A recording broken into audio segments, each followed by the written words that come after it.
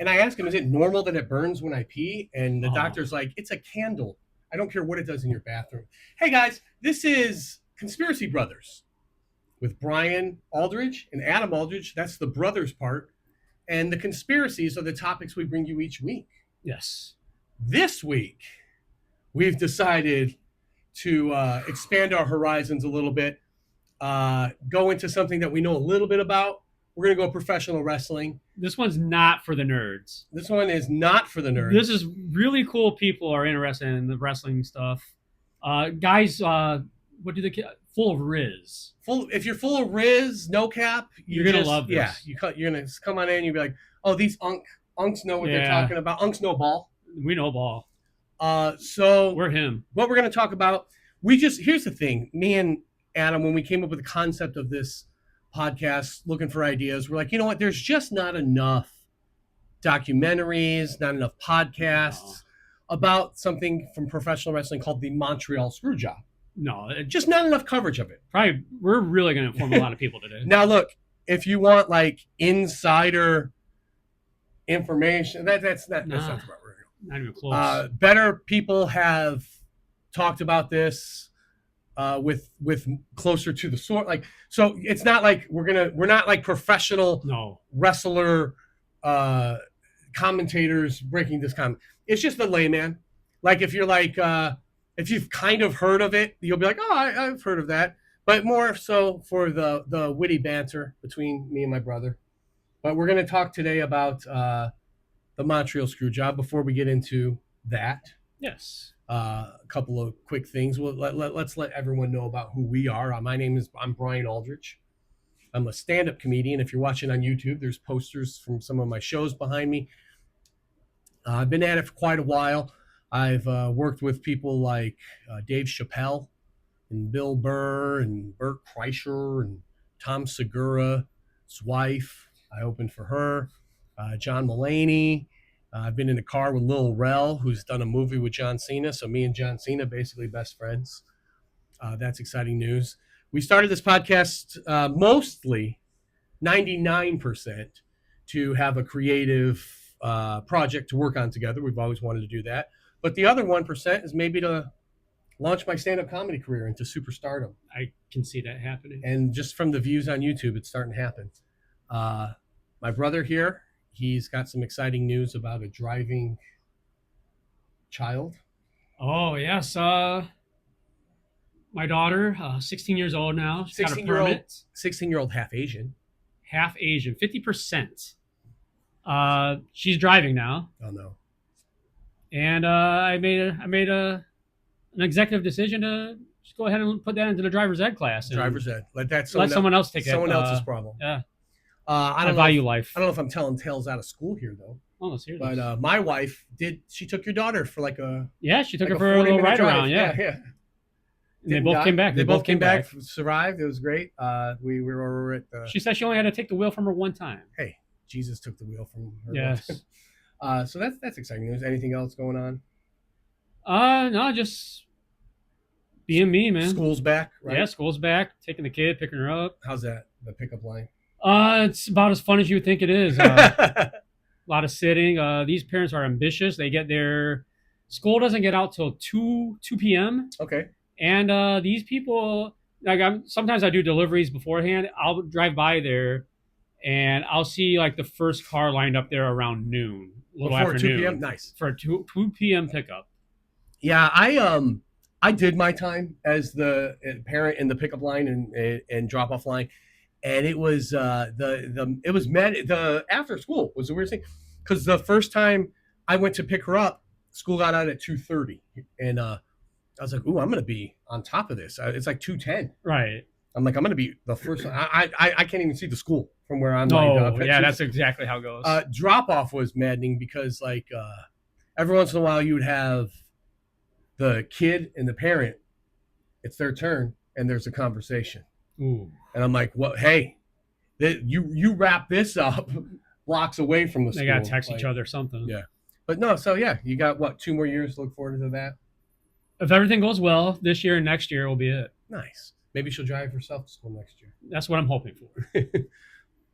So myself and my brother, we're big fans of professional wrestling. Very true. And then by big fans, I mean we're in the worst types of big fans. I won't speak for you. You can if you want. Jump in if I'm not describing you as well. To the normal person that doesn't really watch wrestling, like, oh man, these guys are diehard fans, man. Yeah. You love that wrestling. You watch. But then if you're a big time wrestling fan, we're what you would call casuals. And I hate that term being thrown around like a negative thing. Yeah, like oh, you casual. For this topic. Oh, you don't watch every single match from Japan to AEW to WWE. You don't watch every single match in every Indies promotion. Casual. Do you even know what's going on in TNA? What do you think the arena's full of? Casual fans. Like, yeah, they have money and don't live with their parents. So if you're, that's what this is coming for. This is going to be we watch, like we've probably seen every WrestleMania. You know what I mean? Like we're up to date of what's going on, but we're not like, I don't know the hometown of every single wrestler. What do you think what was your first pay-per-view you remember watching?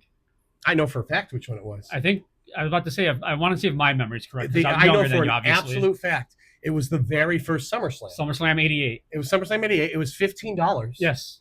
And Dad let us use our allowance that week. I believe Mega Powers versus Mega Bucks? It was 100% the Mega Powers, Mega Bucks. And Dad let us use our allowance, and he goes, I ordered your Super Slam. Yes. And here's the funny part. Okay, I'm going to look right in the camera in case he ever sees this. Our dad would gaslight us when it came to pro wrestling. We wouldn't know what it was. No. How would we know what channel it was on? How would we know it existed? He liked it. He started. And he watched it. And then he would watch it with us and be like, oh, you're gay. You like wrestling. And I'm like, oh, come on. That's 100% what would happen. 100%. And then he would just taunt us and wrestle us and win. Then any other opportunity, it didn't have to be wrestling, would still just call us gay a lot. A lot. And that's what kept us straight. Right. So call your kids homos and they will not.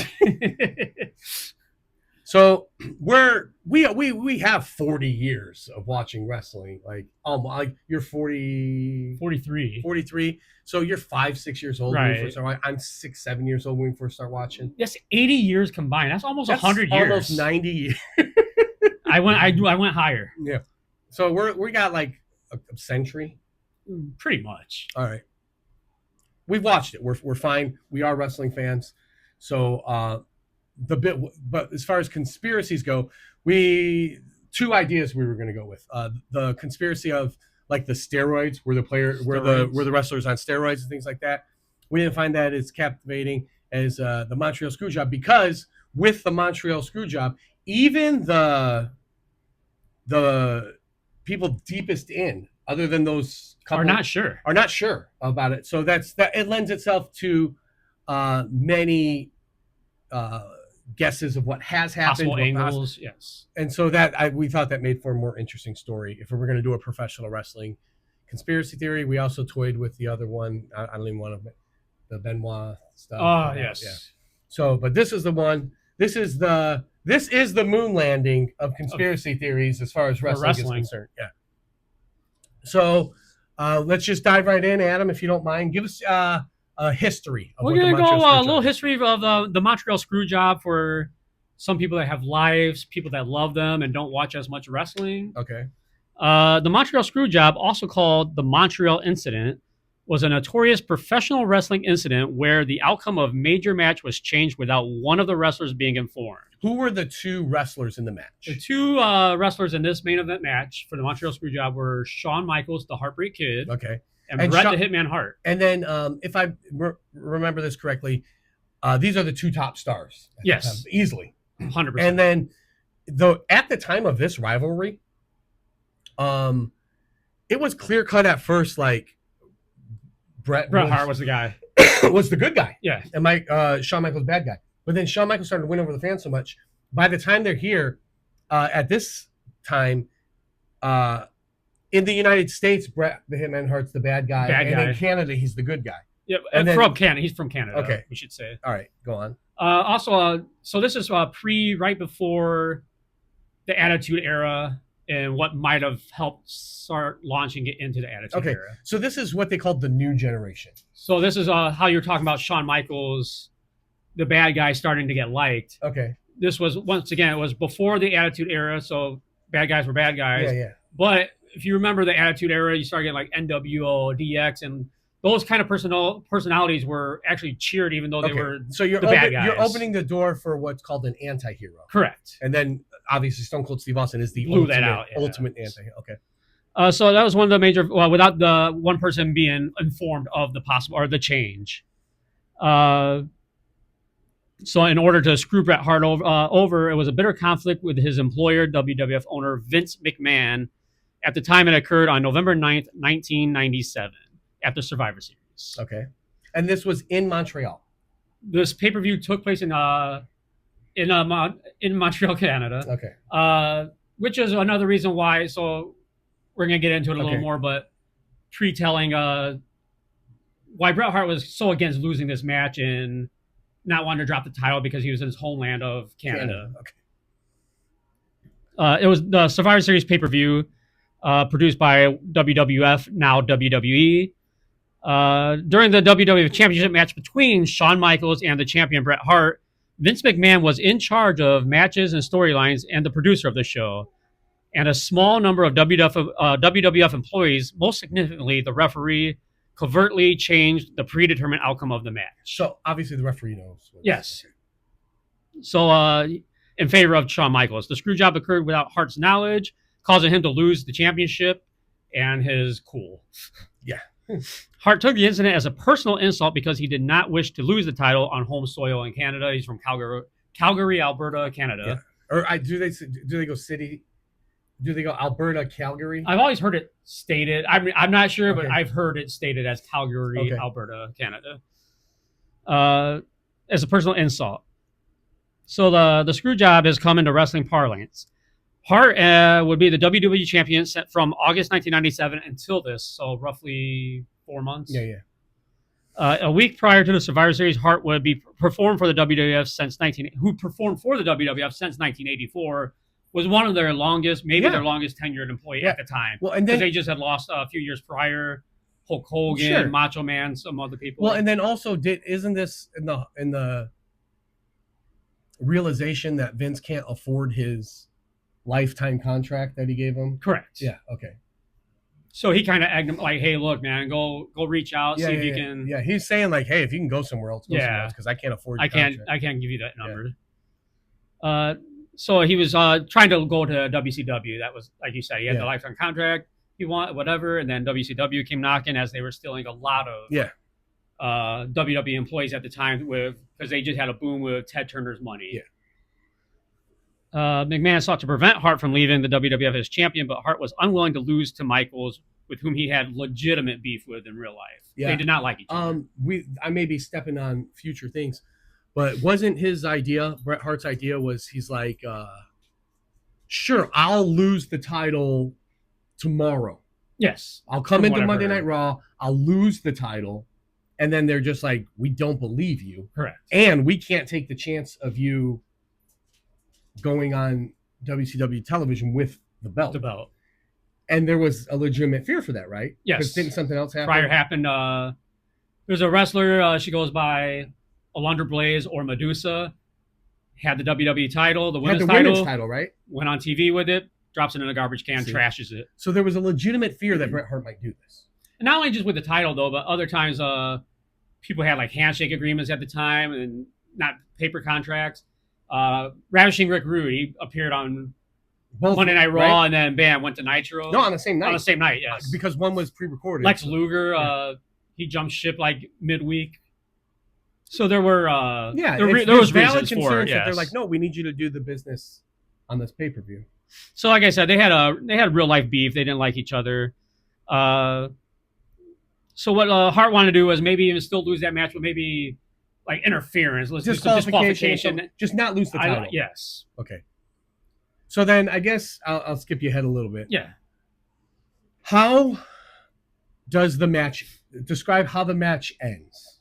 So what happens now is if it's a screw job, say how the match ends and why it's significant. So what happened then was so the match was going. Shawn Michaels locks in Bret Hart in the Sharpshooter, which is the move Bret Hart made famous. Is this an equivalent like if you're barely a wrestling fan, I know it's not the same thing, but something like how Ric Flair would put someone in a figure four. Correct. So he's got some sort of leg lock, and where it looks sort of like a Boston Crab, but he's got the legs. But it's their leg tangled. But it's a very, if you know anything about wrestling, it's a very iconic move. Correct. Like, you know what the sharpshooter is. But if you're listening and you've never seen professional wrestling, it's like a submission hold. You got their legs back and you kind of sit back on them. Yeah, so he's like holding them, and then it's up to the guy in the hold to give up or break the hold. Yes. So Shawn Michaels locks Bret Hart into his own move, the sharpshooter. And so Bret Hart has won titles. Yes, he's won titles. He's won matches with this move, the sharpshooter. It's his move. Yes. And now it wasn't uncommon for a heel wrestler, and so in this case, Shawn Michaels is the heel wrestler in Canada, to sometimes mimic or flat out steal the signature moves of the babyface. And as mentioned earlier, heel for real life people is the bad guy. The bad guy. Babyface is the good guy. The bad guy will do the good guy's move as a way to make the crowd draw heat, make the crowd even madder. Yes. So that's what it looks like is going on here. Yes, you lock him in. Oh, haha. Yeah. So what happens though is he locks him in this move, and then Vince McMahon starts yelling to the referee in the ring, ring the bell. You know, he ring the bell. So the ref rings the bell. They say Bret Hart gave up and tapped out, and they give Shawn Michaels the title. And obviously Bret Hart says he never gave up. He never gave up. He never tapped out. He is irate after this. He starts mimicking WCW with his hand. He spits in Vince McMahon's face, and then which we later find out he was kind of into. Yeah, he's a dirty dog. Yeah. Then after that, there is even more altercations backstage where people are trying to. Because nobody knows. First of all, like, people were just leaving, like, "Hey, get out of here, guys!" Like, they left the arena, but nobody knows what happened. No. Well, there's now, like immediately afterwards. No, there was a Bret Hart was actually for years shooting a documentary at the time that WWE let have backstage access to. So there's already cameras. Wrestling with Shadows, I believe it was called. Okay.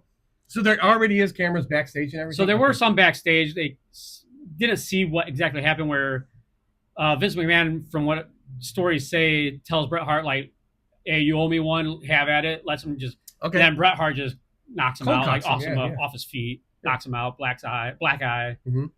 And that's kind of that. And then there's just a lot of rumors between who knew about this ahead of time and who was not aware of it. And then there's clues along the lines of who would have known. Because in an interview at the time, Triple H comes up with the idea, like, "Hey, Bret doesn't want to do business." Right. And Triple H is just like, "F it, let's make him do business." Make him do it. Now, that can mean many things. That could mean pin him and don't let him up. Correct. Because, professional wrestling, I hate to let the cat out of the bag, is very much two guys letting each other do stuff to each other, which is some of the videos I watch online. Oh, I love those. Yeah. But it's they're working together, not against each other. But if, like, oiled up, one guy's on top with the leg hooked, and he's supposed to let the guy in the bottom kick out, if he just kind of puts all his weight on the guy, the guy can't kick out. So there are ways to there are ways to make the guy lose, manipulate the.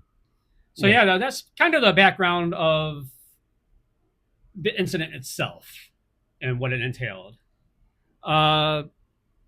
So something I looked up, kind of some different sites and everything, and what we came up with is, which is funny because one of them is actually one of the ways I lean towards this. So we'll go into that later, obviously, too. Are we going non-conspiracy theories? These are 10 ridiculous conspiracy theories. Let's do a theme song for that. 10 ridiculous conspiracy theories about the Montreal Screwjob. Today. Tonight. Number 10, clocking in at number 10, we'll go reverse order from the way they were listed, is Bret Hart was a mole for the WWF. So basically what they're saying is... he went to the WCW to... And so he signs with WCW to work as an inside source for the WWF, and he can come back and report what's going on. Real quick, I'm not going to get... That's pretty much what it is, and the way this was debunked... Can I... Go ahead. You can take a shot at it. So many people were accused of that. And that's what that's what they were saying. They're like, you could have sent anyone there to do this. Yeah. So many people were the Brooklyn Brawler, he was a guy, a jobber is what they call a guy that loses everyone. Yeah.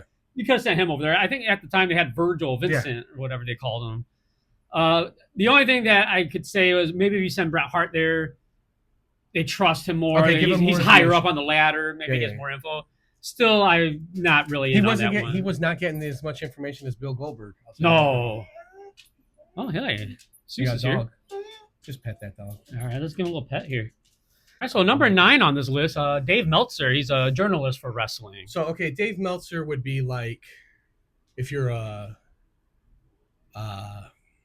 casual fan. This is like is Siskel and Ebert, like movie reviewers. Yeah, he rates matches. Fair to say like that. Yeah, he's like a big time. He's the de facto like critic, right? Because there's like he's the critic. He's the guy. Right? Yeah. And he's supposed to have inside information and all this stuff, right? Okay. So they say he was in on it as well. What? So what they say is one conspiracy theory we came across is that noted wrestling journalist Dave Meltzer of Wrestling Observer was in on the whole thing and was publishing misinformation about the backstage drama happening around the time of the Montreal Screwjob as a way to further sell the legitimacy of the event. All right. This one is especially hard to believe because he's no friend of the WWF or WWE at the time, or WF at the time, but WWE. Like this one's hard to believe because what they say. Around the time of the Montreal Screwjob, the further. He would constantly badmouth the matches in the WWF. Because there's a thing people always accuse Dave Meltzer of was there was always some angry fan who accuses Meltzer of being in AEW's pocket, another wrestling promotion, in their pocket, or WWE's pocket, or whoever's. He's currently said something uncharitable about. They always say like, "Oh, he's working for them." Or, okay, so that's all people had for that. Is because of this. No real legs to it. No real legs. Moving on to number 8. It was to work the smarks. Smarks are the smart savvy wrestling fans that are into the internet, the dirt sheets and stuff like that. One of the most unbelievable theories is that given the increase of fans on the internet who were smart to the inner workings of pro wrestling business, Vince McMahon and the WWF wanted to pull a stunt that would trick that particular contingent of fans into thinking the plot twist was real instead of a predetermined outcome. That's a 100% where I lie. Really? This is a spoiler. Yeah. It took WWE a long time to ever acknowledge the internet was a thing beyond being a vocal minority of annoying fans that they would acknowledge with disdain. We guarantee the WWF was not thinking about the internet in 1997. Yeah. That's really where you're landing so far? Well, that everyone was in on it, yeah. Okay. Number 7, they were fighting over Sunny. So, possibly. So Shawn Michaels also, there's a famous little interview where he kind of references something to Bret Hart about sunny days. Yeah. And it was a reference to Bret Hart, basically openly accusing Bret Hart of cheating on his wife with Sunny, a valet for the WWF. She was like a manager, a valet, beautiful blonde female that all the nerds loved. Yeah. So actually, the one that started talking about this one recently was, I don't know how recent, but Jake the Snake Roberts. Okay. He's the one that brought this theory up, offered a theory based somewhat in fact about the Montreal Screwjob and the reasoning for it. Basically, according to Roberts, both men were sleeping with famous 1990s WWF valet Sunny. All right. And their animosity was steeped in mutual jealousy. Okay. The reality is that Shawn Michaels dated Sunny for a spell, but she was friendly with Bret Hart, so he low-key accused him of cheating. Okay, fine. Say that's 100% true. Correct. What does that have to do with the outcome of the match? Right. Yeah. Like, why are they screwing him out of his title over instead of just being mad and messing with each other? That one was belonged on the ridiculous one. Yeah, along with Jake the Snake Roberts. He's pretty ridiculous. Yeah. Number 6. Stand-up comic now, by the way, Jake the Snake Roberts. Jake the Snake? Yeah. I know Mick Foley was, but... Jake the Snake. Is it, sidebar, Dolph Ziggler, too? Doesn't he kind of do... Is Nick Nemeth or whatever? Nick Nemeth, yeah. He's also terrible. Yeah. Number 6, Wrestling with Shadows is WWF propaganda. So earlier I mentioned how you asked about backstage footage or whatever at the time. So Bret Hart was doing a documentary in 1997. He was of a Canadian documentary film called Hitman Hart, Wrestling with Shadows. That followed Hart during this tumultuous time, gaining unprecedented access to backstage wrestling stuff at a time when that was still secret. As a result of that, some have suggested the WWF bankrolled the documentary, which seems like a way to work and ignore the fact that Beyond the Mat had similar access, but Okay. they didn't have that knowledge. So they're saying that the documentary that Bret the Hitman Hart was the focus point. was kind of not completely on the up and up, but slanted more towards positive, making WWF making them positive. Look, okay. Yeah. Number 5 on the list, Bret was in on it. Bret was in on it. Okay, that's maybe where I'm at. Okay, go ahead. I can see what you're saying, though, just everybody, but so the Montreal Screwjob theory is, and you'll find lots of people discussing whether the incident was a work, is what they call it, which means if it was fake. Yeah. And if Bret Hart was actually in on it. Several WWF wrestlers from the era have claimed it was a work, while others have claimed it wasn't. So there's really nothing there. There's no real way of knowing, but the best theory comes from Bret Hart's ex-wife, Julie, who simply just said, Bret Hart's not that good of an actor. That's her reasoning for it. All right. He can't act. Yeah. Number 4 on the ridiculous list is WWF had to do it to avoid another Medusa incident. Yeah. And this is pre-telling is kind of where I'm standing on it. There are many reasons why it's legit. This has happened before. Yes. So the story goes that Montreal Screwjob happened to prevent Bret Hart from appearing on WCW Monday Nitro the following night with the WWF Championship and doing something disrespectful like what Medusa, Alundra Blaze, just put it in the garbage or not on it. She dropped the women's title in the trash can live on TV. With regard to this, we refer to Dave Meltzer's detailed account of the contracts when they ended and what the original plan was. Basically, Hart's contract actually ended weeks after Survivor Series, so it wasn't a next day thing contract-wise. Okay.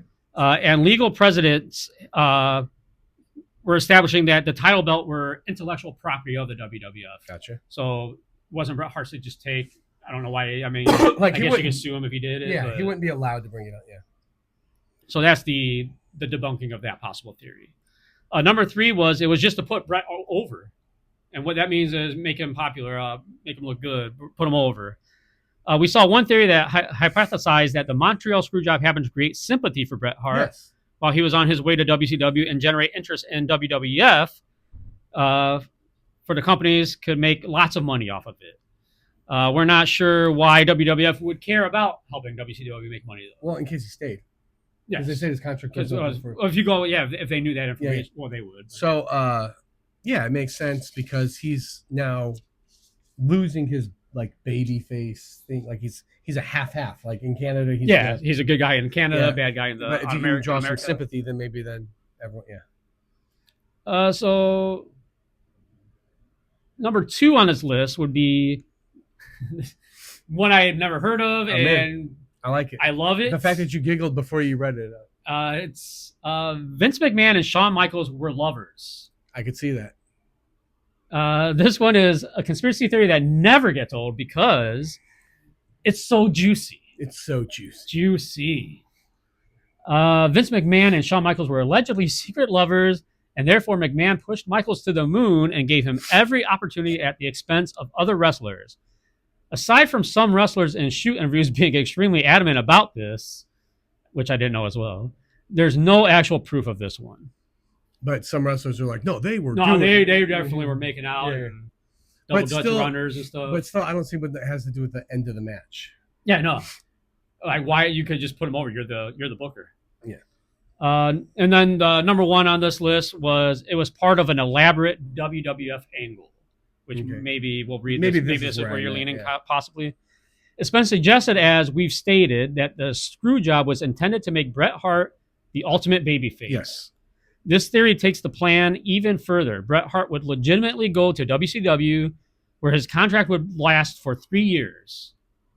Once those 3 years ended, Hart would then return to WWF and finally pursue the justice he felt he was due, continuing the storyline started by the screw job.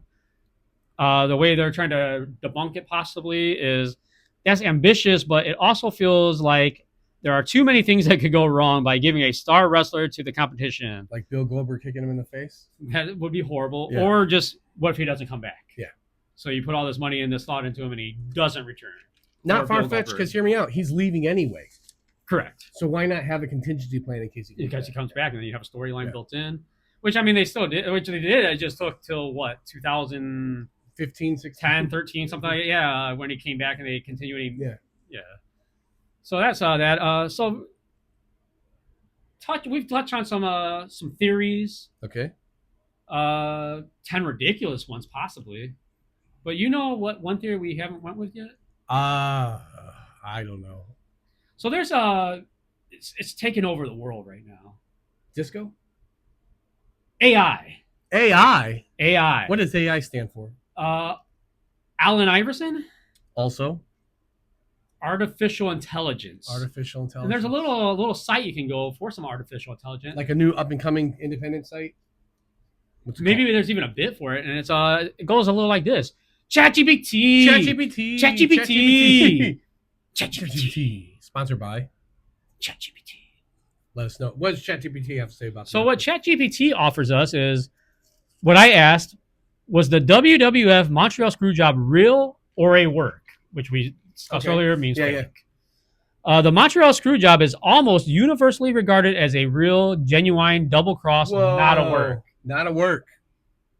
What actually happened, 1997 Survivor Series, Bret Hart was WWF champion, but had signed with WCW. Vince McMahon feared he'd leave with the title. Since Bret didn't want to lose clean to Shawn Michaels in Canada, Vince ordered referee Earl Hebner, who had a twin apparently. Earl Hebner screwed over Really Hulk screwed Hulk Hogan. Well. Yeah, he took a pay from the $1 Million Man. Plastic surgery. That too. How much did the plastic surgery cost? Was that Jesse the Body Ventura? Hulk Hogan doing. Oh, Hulk Hogan. Just Body Ventura doing a Hulk Hogan impression. Another conspiracy theory is that they're brothers in real life. Whoa. Yes. Well, isn't he everyone's brother? Yeah, brother. Earl Hebner to the ring to ring the bell when Michaels applied the Sharpshooter, even though Bret Hart never submitted. All right. Why it was real is what ChatGPT is about to tell me. Bret didn't know ahead of time and was furious. He was furious, and from what his wife says, he's a bad Not actor. a good actor, so if he was furious, that was legit. He spit in Vince's face live on pay-per-view and punched him backstage. Not the worst thing or bodily fluid Vince McMahon's probably ever had. Right. Not even backstage. Yeah. No. He left WWF under hostile terms and didn't return for 13 years. Earl Hebner and others involved have admitted they were threatened or pressured by Vince. Yeah. I've heard a lot of rumors about him pressuring employees. Yeah. Bret himself wrote extensively about the betrayal in his book and interviews. Okay. That's why it's real. Yeah. But whoa. Now, why does ChatGPT flip it over? Okay, why some people think it might have been a work. Let's go. Fake. ChatGPT. It conveniently created the Mr. McMahon character that fueled the Attitude Era, which I talked about earlier. This was right before the Attitude Era. The Attitude Era was probably the most popular by far era of WWE. The biggest 4 or 5 year stretch of the whole company. And Mr. McMahon was by far the best and biggest heel antagonizer. Part of probably what people would think of as the best feud ever between him and Stone Cold Steve Austin. It blurred the line between reality and storylines in a way that wrestling rarely had before. Okay. So back in the day, wrestling used to believe in a word called kayfabe, which was keep the story true no matter in or out of the ring. At airports, if you're traveling, Hulk Hogan can't travel with the Macho Man if they're feuding. I'm so excited that's coming back. It is not like it was back in the 80s or anything. But Seth Rollins just went on social media for a month to discuss his injury, taking his kid with places on crutches, and then came back. So I'm glad to see a little of that back. Yeah, no, it's interesting. It's fun. Yeah, I like it. Wrestling fans love conspiracy theories about work shoots. Yeah, that's another reason. Yeah, for the wrestling fans, the smarks. Bottom line. ChatGPT's bottom line. So this is their conclusion of it all. Yes. Like when we did Flat Earth, ChatGPT just said, nah. Nah, man. Nah, not flat. No scientific facts, man. Bruh. The evidence overwhelmingly shows it was a real screw job. A shoot double cross. A shoot is something that's real. Yes. A shoot is actual, But it was later used as storyline fuel for WWF's biggest boom period, the Attitude Era. Gotcha. So now that's the history. That's what ChatGPT says. I've mentioned before. Hold on. I want to really set you up for this. Please throw the alley-oop. We now have a sponsor. Trojan Condoms sponsors our Dad Joke Dad of Joke the Week! We're talking about wrestling today. Okay. We like to eat. We like Do to you? eat. I like to eat. Okay. I'm going to combine this week's topic with something we love to do. Okay. And I'm a dad. I got a joke. I would love to hear it. I'm going to tell a dad joke. Got it. What's a chef's favorite wrestling move? What is a chef's favorite wrestling move? The artichoke. Artichoke. I like it. Fist me one time. Oh, yeah. Fist me one more time. Okay. Yeah. It felt good. So really, you had thoughts. Yeah. You had thoughts. I didn't know if you're gonna fist me good or thoughts. You didn't know if I was gonna. You know, fist yeah. You good? Yeah. You did. You gave me the real fist. Now, because I'm isn't there was like because you said artichokes. Yes. There's like an old joke about like someone named Dominic choking 3 people or something like that, or a guy named Artie was at Dominic's, like, or whatever the joke works, whatever the grocery store's name is in your area. So let's say Dominic's was a grocery store in Chicago, and it would be like, and the guy named Artie choked 3 people over an argument for $1. And then, so the headlines in the newspaper said, artichokes 3 people for $1 at Dominic's. It's artichokes 3 for $1 at Dominic's. We could probably edit that out. Yeah, possibly. We did some editing. Yeah. Unless you like it, we could keep it. I doubt you will. That's gone. All right. So I'm just curious. We went through the history of it. We went through 10 possibly ridiculous theories. Okay. We heard what ChatGPT had to say. What are your thoughts on this? My thoughts. Now, I've listened to a bunch of. You might have changed my mind. Oh, this is what I was hoping to do. Was it when you fisted me? It's when I fisted you. I just assumed. I'm like, you can't get this, and I had no evidence or anything. I just like you couldn't. But then I sound like one of these people who thinks you can't fake the moon landing. Because I was like, for all these people to be in on it, like for it to run smoothly. Everybody would have to be in on it. But then I remember it didn't end smoothly. No. Like, it didn't end. Like, for it to I think if it were a work. I want to stop you real quick, though. Why do you feel so many people would have to be in on it? Well, not so many. I just mean all the parties involved. Okay. Like Bret, Shawn.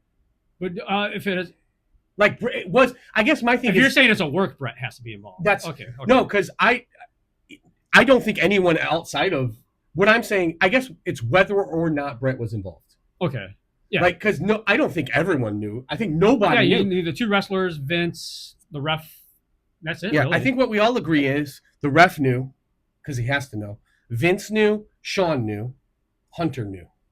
And that's debatable. He doesn't have to either. Well, he said he did. He did. He said it was his idea.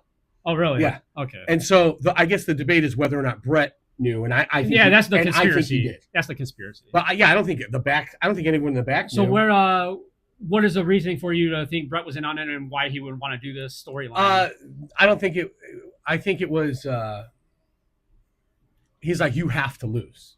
And this was the way and you have to lose the title. Save face in Canada. Yeah, and so he's just like, no. He's like, well, what if we screw you over? No.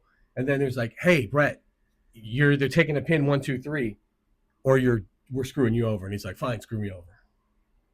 So was he a part of it then, or was he just? He knew what you got to do. Do what you got to do. Okay. But I don't think he was like, yeah, this is great, and then I'll pretend to. And then I think last minute he changes his mind and says, I just want to win. He goes, I'm going to reverse the sharpshooter and leave champion. And then Vince already has the play in place. So he's like, sure. All right. If you know anything about Bret Hart, he's not one to. Yeah. Like, he wants his way. Yeah. So, no, and then Vince is just like, sure. Stubborn. Sure. He puts the sharpshooter in. You reverse it and you leave champion. I like your idea. Instead. So then when Bret he puts it in, it was not smooth. If you remember the match, you look at the thing, it didn't end smooth. Not Shawn Michaels didn't have it tight. No. Shawn's confused. The crowd's confused. The announcers are confused. I don't think the announcers were in on it at all. I don't know what to do. He don't know what to do. And so I think maybe that's where I land now. is that Bret agrees to it, changes his mind. But they've already got it in place. And here's why I think that now. The night on the way, Bret travels next to the referee on the plane. Okay. And he's talking to the referee like, hey, you going to screw me over? Are you going to do it? So he's got to be aware of it. Right. Because that doesn't make, now I'm adding pieces together that don't make sense. Because Bret's saying that Bret's saying he never knew what this was. Why is he having that conversation with Earl Hebner? I think they pitched it to Bret. He said no. Well, that's explainable too, just by the fact that you know the business, and you, as we stated earlier with the female wrestler, that like, okay, this is talked about. Okay. I don't know. So you're on for it was a work and Bret Hart was involved, or he knew, went back and flip flopped. I think they changed it. I think they pitched it to Bret. He didn't like it. Then they told Bret it's either lay on your back 1, 2, 3, or you get this is the finish. Yeah, He agrees to it. Then he says, I changed my mind. I'll reverse the sharpshooter, leave champion, and I promise I'll drop the belt Monday. And now that Vince already has all the things in place that he needs, he just says, okay, fine. And then before Bret can ever reverse the move, he just rings the bell. Yeah. So my thoughts on this are actually similar to one that was on the ridiculous list. Okay. But with a little bit more to it. So I'm one for I think the Montreal Screwjob was real. I believe Vince was worried about Bret Hart leaving. I'm not aware of the contract situation. It was that real leaving. Right. Who knows? But anyways, I think he was worried about Bret Hart leaving, and the title ended up in WCW TV, possibly in a garbage can again. I also feel he knows it would be good for or it wasn't going to be good for the WWF. If Vince McMahon lets him leave to WCW, and he's still the champ, he never loses. Even if he just forfeits it the next day, which would probably have been the thing, he still wasn't going to want to lose it. Right. Say he just forfeits it, so no one's able to beat him and take this title off of him. And then you go to WCW, and what does WCW do? Immediately just has you lose your first match to someone. Yeah. And now this guy that couldn't be beat on your program, the whole other company can beat him. Yes. And it really weakens yours, straightens theirs. And then also, there's a time-honored tradition of putting, on your way out, you put the next someone over. You put the next guy over. Hand the next way out. Yeah. torch over. Yeah. Pass the torch, put the next guy over, build the new star.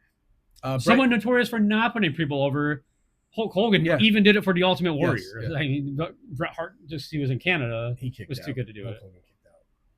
You think so? No, he lost. You watch the match. He doesn't even lay clean for him on even. He doesn't sell for him. Like, and then the last seconds, he's like, I changed my mind, and pretends to kick out like right after the pin. Like, yeah. So yeah. R.I.P. Hulk Hogan. Yeah, he's looking up at us now, like, don't talk about me like that on the podcast. It's hot down here. Yeah, it's hot down here, brother. There's no Hulkamaniacs. So yeah, my thoughts, like I said, is loosely tied to that one theory of the title getting dropped, but also to me, it's about, like I said, you could really gave them a chance to make your title holder look like crap, and then which weakens you big time and straightens them by. We couldn't take this title off him, but he comes mid card guy right away. Yeah. They could have had Disco Inferno beat him. Yeah. So that's pretty much where I stand on that. All right. Yeah. How do you explain away the conversation, or do you not believe the conversation Bret had with the referee on the plane? I think that could have just been just working in the business for so long. You know, like, hey man, what's going on? And he knows Vince very well. He's worked with him for how long? He knows how wrestling works. But do you think they at least pitched him that idea? I think that is a possibility. Okay, so then he's aware that maybe he doesn't agree to it, but he's aware. Man, he's aware that it's out there. This is what we can do for you to not lose the title in Canada, but we don't lose our title. Here's my most damning evidence. Bret Hart knows that Bret Hart's in on it. Okay, he knows there's some funky stuff going on. Why on earth does he go into the sharpshooter? Right, because like you said, a pin, the guy could try and hold you down more, but you still have some control over that. You can still try and make it look sloppy. Well, even if you're talking to the ref. But any submission hold, what happened? You can just ring the bell. I think if he thinks something fishy's going on and he's not in on it, there's not a chance in hell. Can you watch your mouth? I was trying to. There's no chance he's getting into a submission hold where they could do that if he's not in on the whole thing, in my opinion. No, I hear what you're saying. Yeah. And I get what you're saying, but at the same time, which would still mean in on it to an extent, maybe not the whole thing, but like you said, maybe there was we put you in the sharpshooter and then you reverse it to win it, but Vince McMahon called it earlier into it and before he reverses it, which I believe you mentioned. So we've solved nothing here, but There's still a lot of theories out there. Well, we've had a good time. We did not nail it down to one. We actually both have different ones. Yeah. You think is a work. We're not only just different theories, we're on different ends of it. You think is a work, I think it was real. Yeah. Well, you think Bret's not in on it at all? No. Why is he going? I think there's not in on the actual getting screwed. No. Okay. I think he knows. But why is he going to the sharpshooter? I think it's possible, like you said. Like part of the thing was that maybe he reverses it. Maybe he shows some resiliency and kicks. There's other things to do with that part but Vince McMahon wanted that part in there because this is not only do we screw you by tapping you out, we're gonna screw you to your own move. Like from a guy you didn't want to do business for me. Well, here you go, buddy. All right. Yeah, because it could have been like Shawn Michaels puts him in any move besides that to not add the insult. Yeah. I just think Bret was in on it. I don't think anybody. I don't think anybody backstage was in on it. Too stubborn. I think he reluctantly was like, "This looks better than me losing on my back." I get that part too. Yeah. What is worse, getting pinned or tapping out? Fake tapping out. Like, no, but in theory though, I don't you say to look worse. I would look worse getting on your back. No, to him, in his mind, he didn't tap out. He got screwed. I'm saying was in on getting screwed over because he doesn't have to lose. He doesn't have to lose the match. Okay, I thought you were saying that he was in a. Oh no, tapping out is way worse than getting. No, he knew. He was like, okay. Give up. He's like, all right, if I have to lose, I'll do the screw job. Okay, I mean, that's a plausible. Now, all the chaos backstage, I believe nobody else knew. No, that it's just like recently how you touched on the Seth Rollins thing. Nobody knew about that. It was Seth. I'm guessing some form of doctors going to fake doctor's appointments, right? Like, do you think CM Punk was even in on that? No. Yes, he had to know that. Yes. But he had to know he's dropping the title. Yeah. So you're CM Punk, Seth Rollins, Triple H. I think more than we think on this one. All the executives, because they weigh in together on creative. Yeah, because recently they had that. Netflix and they show how many's in a room. So but it didn't used to be that way. Only Vince was in charge of creative before. Yeah. All right, so neat, right? Yeah, not bad. Yeah. We gotta throw one their way. Yeah. I'd love to hear your theories about the Montreal Screwjob or any sort of professional wrestling conspiracies. Yeah, comment, please. Interact. Every Wednesday, we drop this podcast, Conspiracy Brothers, new episodes. Spoiler alert, next week is going to be, I believe, the John F. Kennedy assassination. Yes. Or no, last week was the John F. Kennedy assassination. Next week, we put a hole in the theory. One of our conspiracy theories. Like the one in his head? Like the one in his head. What was he in, Pearl Jam? Was he Pearl Jam or was he Nirvana? Nirvana. Okay. Kurt Cobain. Spoiler. Shot in the head next week. So conspiracy. I think it already happened. We're on Apple Podcast, but Spotify is the one we really want you to listen to. Listen to us on Spotify. You can catch it on YouTube. Again, it's been an absolute pleasure doing a creative endeavor with my brother. And do you have any parting words? We are out of time. Thank you, and enjoy the next week's episode of Conspiracy Brothers.